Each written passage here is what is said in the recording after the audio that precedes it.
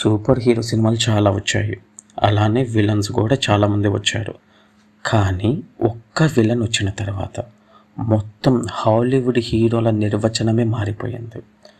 ఒక్క సినిమా వచ్చిన తర్వాత సూపర్ హీరో మూవీ అనే జోనర్ ప్రపంచం కొత్తగా చూడడం అప్పటి నుంచే స్టార్ట్ చేసింది. అదే ద డార్క్ నైట్.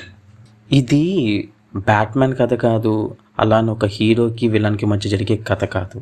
ఒక మనిషి తన నమ్మకాలను కాపాడుకోవడానికి చేసిన ఒక పోరాటం. అలానే ఇంకో మనిషి తన నమ్మకాలని కాల్చి బూడిద చేయడానికి చేసిన ప్రయత్నం. ఈ సినిమాలో జోకర్ క్యారెక్టర్ డబ్బు కోసం రాడు, పవర్ కోసం రాడు, ప్రపంచానికి ఒక విషయాన్ని నిరూపించాలని వస్తాడు. అదే ప్రతి మనిషిలో ఒక రాక్షసుడు ఉంటాడు.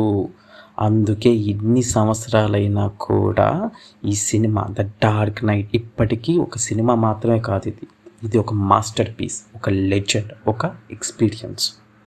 Hello guys, welcome to the Kalpi Vinay channel. మొదటిసారిగా మన ఛానల్ని విజిట్ చేస్తుంటే దయచేసి సబ్స్క్రైబ్ చేసుకోండి, మీ సపోర్ట్ మాకు చాలా అవసరం. అండ్ మూవీలోకి వెళ్తే ముందుగా ఈ సినిమా డైరెక్టర్ క్రిస్టోఫర్ నోలన్. ఈ పేరు తెలియని హాలీవుడ్ అభిమాని ఉండడు.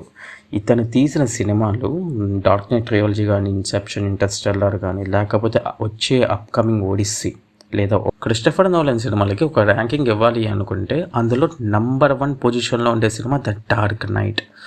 ఎందుకు ద డార్క్ నైట్ అంత స్పెషల్ అంటే, director Christopher Nolan Batman cinema తీయలేదు.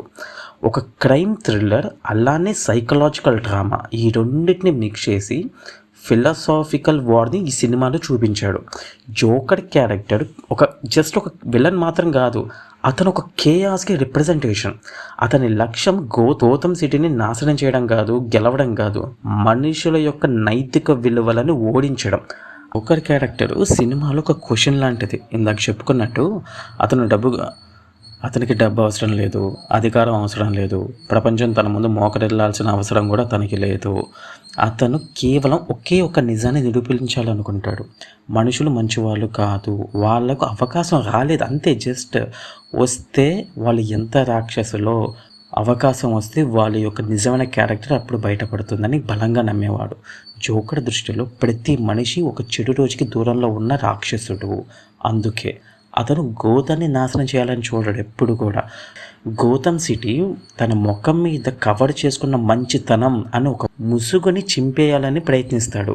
అతని చేతిలో గన్ కంటే ప్రమాదకరమైనది అతని యొక్క ఆలోచన, అతని నవ్వు కంటే భయంకరమైనది అతని యొక్క తత్వం. అతను ప్రజలను చంపలేదు, వారి నమ్మకాలను అలానే విలువలను, ఆశలను చంపడానికి ట్రై చేస్తాడు. అందుకే జోకర్ విలన్ కాదు ఈ సినిమాలో, అతను ఒక పెద్ద క్వశ్చన్. డార్క్ నైట్ అంటే అందరూ జోకర్ అంటారు, కానీ ఈ సినిమాలో నిజమైన హీరో హార్వీ డెంట్. ఈ క్యారెక్టర్ ఈ సినిమాకి హార్ట్ లాంటిది.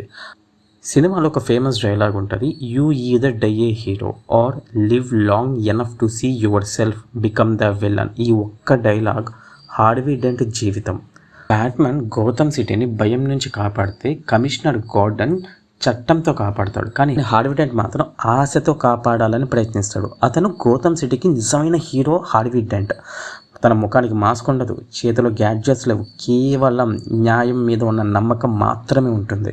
అందుకే ప్రజలు బ్యాట్‌మ్యాన్ని గౌరవించారు, కానీ హార్వీ డెంట్ని పూర్తిగా నమ్ముతాడు. సినిమా క్లైమాక్స్లో బ్యాట్‌మ్యాన్ హార్వీ డెంట్ని చంపాడు అని తెలియగానే ఒక్కసారిగా ప్రజల్లో ఒక రియాక్షన్ వస్తుంది. అంటే అంతలా నమ్మారు హార్వీ డెంట్ని ప్రజలు. నిజానికి ఈ సినిమాలో గెలిచింది జోకరే గెలిచాడు. జోకర్ యొక్క గెలుపుకి నిలువెత్తు సాక్ష్యమే ఈ 2 ఫేసెస్ హార్వీ డెంట్. ఎప్పుడైతే హార్వీ డెంట్ 2 ఫేసెస్గా మారుతాడో అప్పుడే జోకర్ గెలిచాడు సినిమాలో. సినిమా అయిపోయిన తర్వాత జోకర్ క్యారెక్టర్ని చూస్తే, ఇది మనం ద్వేషించే విలన్ కాదు భయ్య, మనలో దాచిపెట్టిన చీకటిని గుర్తు చేసే ఒక అద్దం లాంటి క్యారెక్టర్ జోకర్.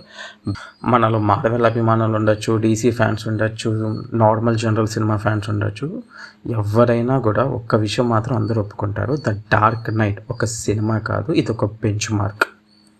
సో మీరు మొదటిసారిగా డార్క్ నైట్ సినిమాని ఎక్కడ చూశారు? చూసినప్పుడు మీ ఎక్స్పీరియన్స్ ఏంటి? సినిమాలో మిమ్మల్ని బాగా ఆకర్షించిన విషయం ఏంటి? సో నెక్స్ట్ వీడియోలో ఇంకో రీవాచబుల్ మూవీతో మళ్ళీ కలుద్దాం. అప్పటి వరకు బాయ్ బాయ్.